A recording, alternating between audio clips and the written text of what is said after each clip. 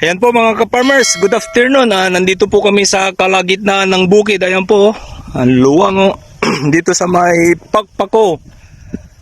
Anong bayan to bro? Mungkada na no? Pakpako, Mungkada, Tarlac.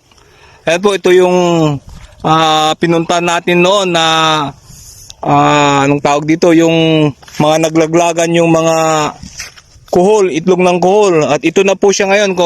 Ito, bababa po ako ano. Yung kabila po, kung titignan mo po, ito po, yan po yung ginamitan ng granular. Pero ito po yung ginamitan ng Growers Beat 1000 plus yan. 2 hektarya po ito hanggang dun. Kung titignan nyo po, ito manilaw-nilaw yung na-sprayan po ng bali 2-3 times na na-sprayan na po ito. Tingnan nyo, dark green po siya. Ayan. Yan yung mga kasabay niya. Kasabay niya po yan na tinanim. Tingnan nyo po yung taas po. Yan yung taas nila. Yan. Yan mo po makikita po yung ating foliar fertilizer. Mantakin nyo po. Non-toxic na siya. Eco-friendly. All natural po. Insect repellent. Yan. Ano pang hanapin po natin mga ka-farmers.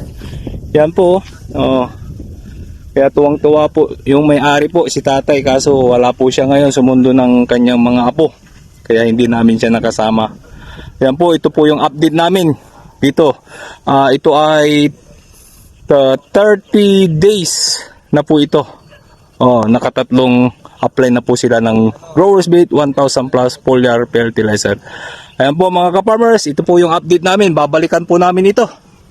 Yan.